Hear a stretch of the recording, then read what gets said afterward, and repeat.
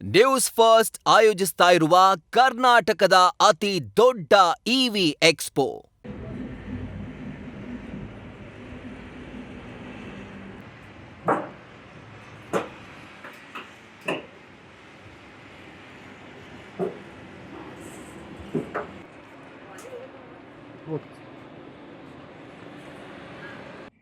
ನಾನು ಸಿದ್ದರಾಮ್ ಹಾಳವ್ ಅಂತ ಹೇಳ್ರಿ.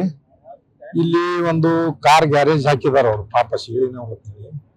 ಅವ್ರು ಏನೋ ತಮ್ಮ ಉದ್ಯೋಗ ಸಲುವಾಗಿ ಫಸ್ಟ್ ಸ್ಟಾರ್ಟಿಂಗ್ ಚಾಲ್ ಮಾಡಿ ಮತ್ತೊಬ್ರಿಗೆಲ್ಲ ಜನರಿಗೆ ಉದ್ಯೋಗ ಕೊಡ್ಬೇಕು. ಸರ್ಕಾರ ಉದ್ಯೋಗನೇ ಮಂದಿ ಬೇಡ್ತಾರ. ಅಂತವ್ರೊಳಗೆ ಇವರು ಒಂದು ಉದ್ಯೋಗ ಕೊಟ್ಟಾರ ಮಂದಿಗೆ. 25-30 ಜನ ದುಡಿತಿದ್ರಲ್ಲಿ. ನಾವು ಕೇಳ್ಪಟ್ಟಿವಿ, ನಾವೇನು ಇಲ್ಲಿ ನಮ್ಮ ಕಾರ್ಗೇರಿ ಒಂದು ತಂದು ಬಿಟ್ಟಿಲ್ಲ. ಮತ್ತ ಅವ್ರಿಗೆ ಉದ್ಯೋಗ ಸೃಷ್ಟಿ ಮಾಡಿ ಮತ್ತ ಅವ್ರ ಮರು ಜೀವನ ಸಾಗಿಸ್ಬೇಕಂದ್ರ ಹೊಟ್ಟಿಪಾಡಿಗೆ ಎಲ್ಲಾ ಕಾರ್ಮಿಕರಿಗೆ ಉದ್ಯೋಗ ಕೊಡ್ಬೇಕಂದ್ರ ಸ್ವಲ್ಪ ಗೌರ್ಮೆಂಟ್ ಕಂತ ನೋಡಿ ಏನ್ರಿ ಸ್ವಲ್ಪ ಸಹಾಯ ಮಾಡ್ತಂದ್ರ ಅವ್ರಿಗೆ ಅನುಕೂಲ ಆಗ್ತದ. ಮತ್ತ ಬಡ ಜನರಿಗೆ ಮತ್ತ ಉದ್ಯೋಗ ಸಿಗ್ತಾವ. ಯಾರ ಬಾಳ ಲಾಸ್ ಆಗ್ಯದ, ಒಂದ್ 3-4 ಕೋಟಿ ನಷ್ಟ ಆಗ್ಯದ. ಪಾಪ ಅವ್ರಿಗೆ ಅದನ್ನ ಕೈಲಿ ಬರ್ಸೋ ಶಕ್ತಿನೂ ಇರಂಗಿಲ್ಲ.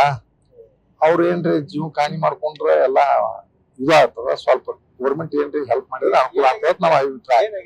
ಏನ್ ಆಗ್ಯದತ್ತ ಹೆಂಗ್ ಹೇಳಿದ್ರಿ, ಇದು ಅಗ್ನಿ ಆಗಿ ಅನಾಹುತ ಆಗ್ಯದ. ಅಗ್ನಿ ಅನಾಹುತ ಆಗಿ ನಾವು ಈಗ ಬಂದ್ ನೋಡೇವು. ನಮಗೂ ಯಾವಾಗ ಆಗ್ಯದ ಏನಾಗ್ಯದ ಮಾಹಿತಿ ಇಲ್ಲ. ಈಗ ಬಂದ್ ಕೂಡಲೇ ನೋಡಿದ್ರೆ ಇದು ಬಾಳ ನಷ್ಟ ಅನ್ಸ.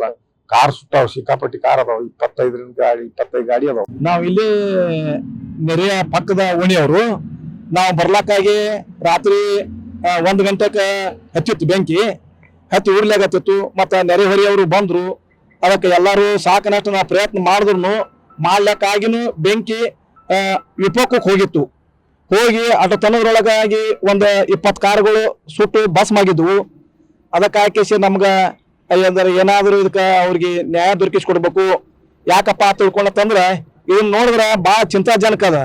ಅವರು ಭಾಳ ಒಳ್ಳೆಯವರು, ನಮ್ಗೆ ಯಾಕಪ್ಪ ಅಂದಲ್ಲಿ ಭಾಳ ಬೇಕಾದವರು. ಇದು ಯಾವ ಚರ್ನಾಗ ಆಗ್ಯದ ಅನ್ನೋದನ್ನ ಕಂಡುಹಿಡಿಬೇಕು.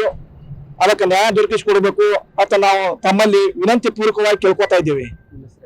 ನಾವು ಶಂಕರ್ ಯಲಗೋಡ್ ಶಿಕ್ಷಕರು.